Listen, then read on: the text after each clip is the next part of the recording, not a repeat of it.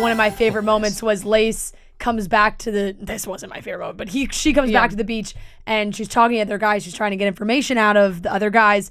And Brandon's just like, how are the other girls? How are the other girls? Is Serene okay? Like, and Lace is like, I'm not talking to you about the other girls. Tell me about Rodney. Cause all the guys are like, well, we're not letting anything. Yeah. We're not telling you anything. But Rodney and clearly wanted to meet Eliza. Mm-hmm. She came down in this new batch. He was smitten right off the bat.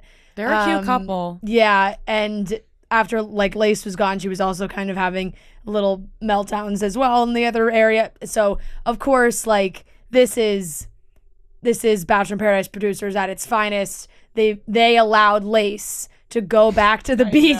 And while Jill is probably like screaming. All the other girls are not allowed. They just let Lace go at the same time that Rodney's on this date with Eliza, so that when they come back, Lace is standing on the beach waiting for them, which was where we left off. Is going to be a little bit of a cliffhanger there. Devious. But did you guys see a connection between Rodney and Lace? Truly?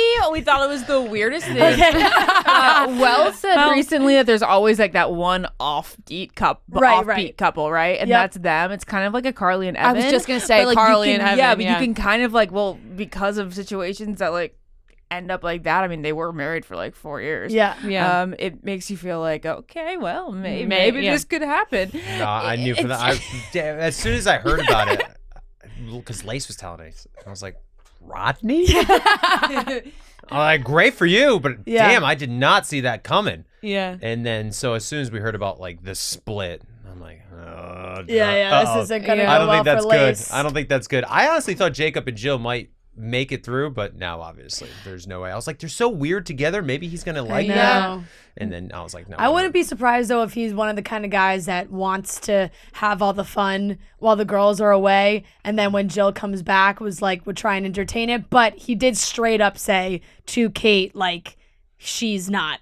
I don't see it. He said, I don't wake up thinking about her. No, he was kind of harsh. He was like, she's so cool. Like, she's such a great human, but like, I don't see it working with her. Yeah. That's the tough part. It's you have to be honest in Paradise. Yeah. And it's like, but in order to, like the way Michael was honest with Sierra, a lot of people are saying that like I saw a meme. It was like, you either die here or you live long enough to see yourself become the villain. But it's like Michael was just being, from our understanding, like he wasn't as into Sierra as people thought. Somebody brought That's what I said. I said I don't think he really even liked her from the beginning. I mean, he liked her, but I don't think it was like so fast. And he's like, wait a minute, hold on, I gotta put pause on this. So I was talking to Joe, grocery store Joe, the other day, and he was saying that, like, you know, when you have like serious conversations like that about like some like really special person to you dying, that like it connects you because like if you cry together, you may feel like really close. And he was saying that like maybe she felt super connected to him because he kept like opening his heart in that way, but it didn't mean that he was completely feeling romantic toward her. Right. That makes a lot of sense. No, it does make Joe it with does the make wisdom. sense. I know. Yeah, when he's not making pasta sauce, he's just spreading wisdom. That he is, but no, there's a... When it comes to Lace and her being so worked up over Rodney, do you think that just comes from a place of not wanting to be rejected rather than like her actually liking Rodney? 1000%.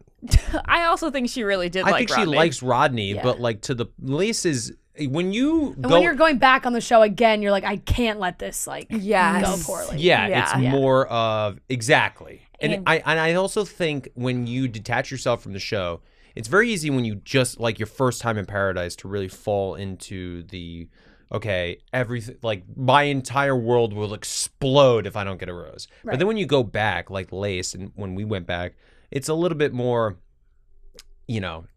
okay, we're gonna be okay. Like, we'll be fine. Right. So I think with Lace, it was more, I agree. We're like, this is my other time in Paradise. Like, I can't let this guy go off with another girl and then I get home. Yeah.